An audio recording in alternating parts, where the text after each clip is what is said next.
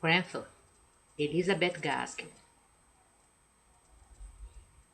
Publicado pela primeira vez em 1851, Cranford conta a história de uma cidadezinha, Cranford, do título, e de alguns dos seus habitantes, os seus interesses, as suas alegrias, os seus prazeres, as suas preocupações, as suas pequenas aventuras e também as suas crises e dores. A gente pode dizer que Cranford talvez tenha dois níveis de leitura.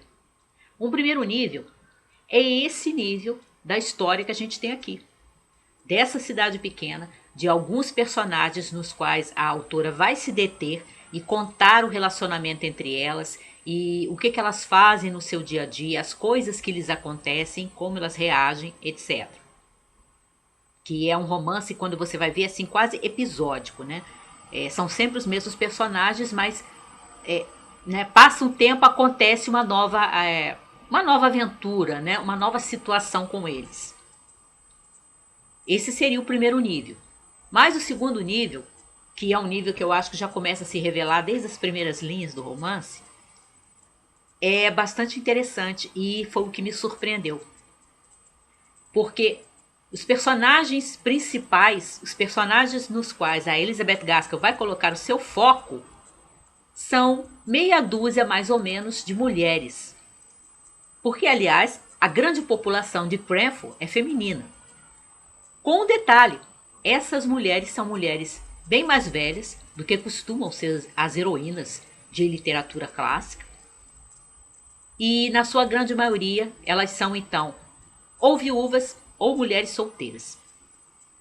E aí a gente tem a senhorita Mattie, a gente tem a senhorita Jenkins, a gente tem a senhorita Pollock, a gente tem a Mary Smith, que é a personagem narradora da história, e que talvez não seja tão mais velha quanto a senhorita Mattie, quanto a senhorita Jenkins, mas que já não é tão jovem, pela maneira como ela se movimenta, né, de sair da cidade dela e vir visitar, né, as pessoas ali em Cranford. A gente percebe que ela tem uma certa liberdade de movimentos que uma moça muito jovem não teria, então ela já não é tão nova assim. Aí a gente tem as viúvas como a senhora Jameson e a senhora Forrester e outras. E aí eu acho que já tem esse segundo nível, que é o fato da Gaskell estar publicando um romance depois que ela já tinha 41 anos, em 1851, onde o seu foco está sobre personagens femininas mais velhas que não são casadas, que são solteiras ou viúvas.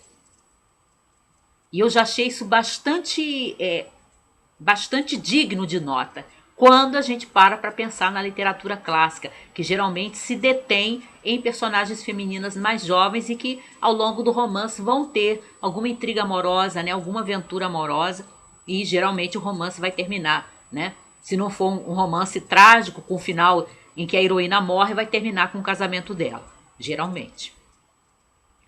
Mas a gente tem essa diferença aqui. Porque esse tipo de personagem não é um personagem que fica em primeiro plano na maioria da literatura clássica, muito pelo contrário. E mesmo na literatura de hoje, para quem parar para pensar nisso um pouquinho. Dificilmente você tem personagens de 50 anos, de 45 anos, em primeiro plano em um romance, sendo objeto da atenção, né, do autor ou autora do romance. E é isso que a gente tem em Cranford. E ainda a Gaskell acrescenta o fato de que muitas dessas mulheres, a maioria na verdade, não são pintadas como mulheres tristes, mulheres amargas, e nem são retratadas como aquelas mulheres assim só dignas de compaixão porque não se casaram, né? Algumas nunca e algumas porque perderam os seus maridos muito cedo. Mas como a Gaskell também tem o seu pé na vida real, ela não deixa de colocar alguns tons mais escuros nesse quadro, que ele não vai ser róseo, porque ela tem um pé, né, no real, né, no realismo mesmo. E aí a gente tem uma personagem aqui mais velha que a gente vai descobrir ao longo da narrativa, acompanhando Cranford, que houve uma época na vida dela que ela quis se casar, né? Havia um homem do qual ela realmente gostava, mas que, por questões de pressão da família, de não considerarem de repente aquele homem apropriado para ela, né? Ela acabou não se casando com ele. E isso realmente foi uma coisa que a entristeceu, né? Era o homem com quem ela desejaria ter se casado. Então, esse é o toque para colocar um pouco de equilíbrio nessa narrativa. Mas eu acho bem interessante ela colocar que outras personagens dentro da história gostam de ser solteiras, são mulheres mais velhas e gostam da vida que têm, né? E têm os seus prazeres e têm as suas alegrias como mulheres solteiras ou viúvas que virtualmente são solteiras, porque não têm um companheiro. Também a gente vai ter, por causa desse foco da Gaskell em cima das personagens femininas, uma mostra realmente da amizade entre as mulheres, né? Há, né, claro, algumas tensões por causa das personalidades diferentes, das preferências diferentes, às vezes de umas questões de considerações de classe, né, que a gente percebe atravessando o texto aqui, aquele cuidado com detalhes que revelam a classe social que os personagens pertencem, né. Em Cranfield se está muito preocupado com isso, mas isso não era uma característica simplesmente dos personagens que a Gaskell cria nesse romance. A gente pega a literatura inglesa antiga, a gente vai encontrar essa preocupação com classes, né? Em romances da literatura clássica e mesmo em alguns que vêm depois, como O Amante de Lady Chatterley, por exemplo, que já é, né, dentro do século XX. Então, nesse romance do século XIX, da metade do século XIX, a gente percebe isso. Só que a Gaskell coloca assim, com humor, né, com toques de ironia, de uma forma assim que faz você dar assim, pequenos sorrisos, porque ela realmente tem um toque sutil para mostrar as coisas. Inclusive, que eu anotei aqui, quando ela vai mostrar um aspecto que está mais ou menos pelo meio do livro, ou talvez depois do primeiro terço, que eu não lembro mais exatamente, mas não é para o final, de uma forma bem sutil, de uma forma assim bem elusiva, mas sem se demorar, né, sem chamar a atenção demais para isso, a gente que está lendo que vai percebendo alguns preconceitos que as mulheres mais velhas enfrentam, e às vezes até de parte das suas amigas, né? Tem uma personagem, por exemplo, e isso é citado até num livro que eu reli esses dias, né, da Germaine Greer, Mulher, Maturidade e Mudança, que ela cita essa cena, esse episódio que acontece em Cranford. Tem uma personagem aqui, por exemplo, que a certa altura está se preparando para um evento que vai acontecer na cidade, né? Uma festa, um baile, e aí ela quer usar um turbante verde para ir à festa, encomenda, né? A personagem narradora, né, fala com a Mary Smith para comprar para ela esse turbante. Porque a personagem narradora é uma que se move, né, da cidade onde ela mora com os pais para de vez em quando vir a Cranford visitar as amigas ali.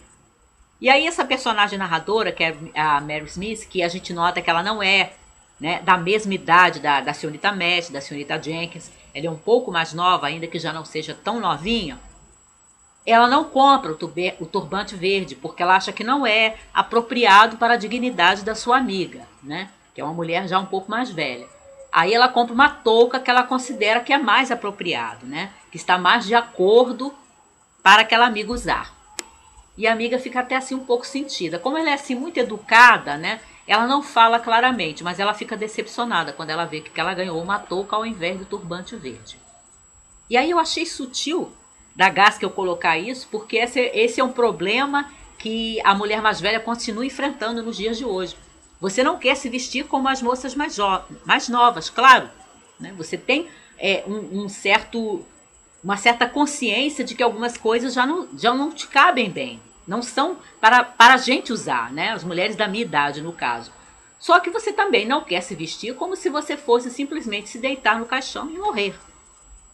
E aí, quando aparece esse episódio do turbante verde, que a Germaine Greer chama atenção no Mulher, Maturidade e Mudança, que é o livro dela sobre mulheres mais velhas, eu fiquei pensando, né, lendo o Cranford, peguei o livro da Germaine Greer para consultar essa parte, fiquei pensando nisso, né, nessa crítica que me parece, de forma sutil, Elizabeth Gaskell faz porque ela também já tinha mais de 40 anos. Afinal, qual é a forma como as mulheres mais velhas devem se vestir? Cranford é, assim, um livro, no meu entender, diferente para a sua época e, de uma certa forma, ousado, e que eu acho que precisa ser descoberto e valorizado por essa peculiaridade que ele tem, do foco em mulheres mais velhas e mulheres que não são casadas e mulheres que são viúvas ou solteiras e que não passam o romance inteiro se lamentando por causa disso. Algumas, inclusive, acham que os homens são um estorvo mesmo. Cranford precisa, como eu disse, ser descoberto ou redescoberto.